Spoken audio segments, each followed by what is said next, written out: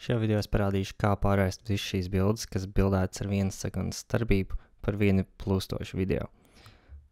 Galvenais nosacījums, lai bildes būtu numurētas secīgi. Šajā gadījumā pirmajā bildē ir 620, nākamajā 621, 622 un tā tālāk.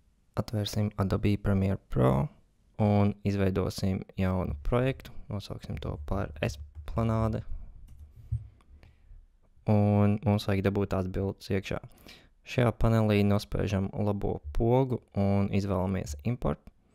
Atrodam, kur mums atrodas bildes un nospiežam tikai uz pašas pirmās.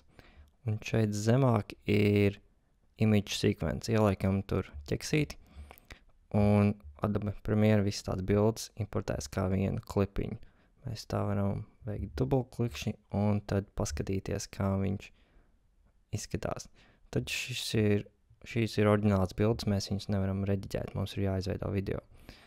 Pirms tam pārsauksim šo mistisko nosaukumu par Esplanāde.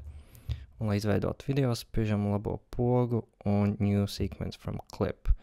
Un šeit mums ir video, kuru mēs varam rediģēt. Pirmais, ko mēs izdarīsim, ir nomainīt bildes izmēru, jo pašlaik viņa ir tāda četrstūrīga, un ja mēs skatīsimies viņu pa pilnu ekrānu, tad blakus būs tādi melni stabi. Tas ir tādēļ, ka bildei ir attiecība 4:3, taču visi monitori pārsvarā ir plati ar citu ekrāna attiecību. To nomainīt uz video, spiežot labo pogu, pēc tam sequence settings. Šeit var redzēt, ka bildes izmēr 4000:3000, jeb 4:3. Mēs uzliksim uz 1920 par 1080, kas ir 16:9 attiecība. Tā kā šī bilde ir daudz lielāka par 1920 par 1080, tad bilde ir tā kā pievilkta. To mēs varam labot Effects Controls panelī. Vispirms ir jānospiež uz klipiņa. Un tad mēs varam izvērst motion un nospiest uz pašu motion. Pēc tam mēs varam pārvietot skatu punktu, kur mēs vēlamies. Višķiņ pamainīt skatu punktu lielumu un nopozicionēt, kur mēs vēlamies. To pašu var darīt arī ar katru skaitlīti. Šis ir pievilkt un šis ir pa kreisi uz augšu uz leju. Un tādā veidā mēs iegūstam pareizi nopozicionētu bildi. Ko es vēl varu parādīt, ir kā veikt tādu plūstošu pārēju.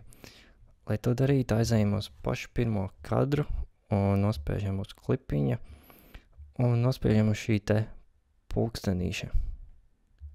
Gan position, gan scale.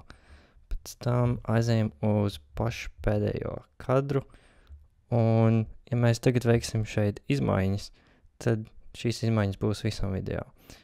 Lai veiktu izmaiņas tikai šim kadram, nospiežam šiem te dimantiņiem, izveidot keyframe, un tad nospiežot uz motion, mēs varam pārvietot, kur mēs vēlamies, lai pēdējais kadrs atrastos.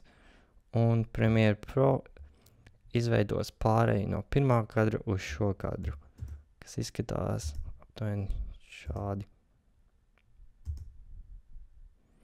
Redzēt, ka ir plūstoši pārēj no pirmā kadra pozīciju uz pēdējā kadra pozīciju. Vēl mēs varam pievienot mūziku.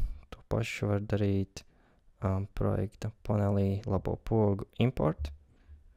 Atrodam mūzikas failu un to importējam. Tad vienkārši to iemetam zem video pie A1. Mūzika ir garāka par video, un to mēs varam noīsināt ar šo te žiltīti, vienkārši nogriežot pārpalikumu un tad ar bultiņu viņu iezīmēt labo pogu un izdzēst. Un tagad mums ir timelapse ar mūziku fonā. Lai video dabūtu ārā priekš YouTube vai kaut kur citur, nospiežam labo pogu uz izveidotā video. Un pašā apakšā ir Export Media. Šeit pie formāta izvēlamies H264 un Match Source ir OK. Vienīgais, ko var izdarīt, ir ieķeksēt render at maximum depth un vēl ielikt ķeksīt pie maximum quality. Šeit var redzēt, kā izskatīsies katrs video kadrs, kāda kvalitāte būs, un tad vienkārši spiežam eksport. Pēc kāda brīža video būs gatavs.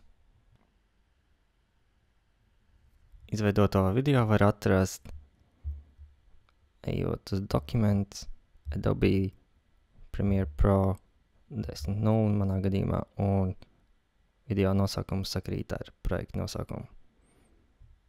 Tas arī viss.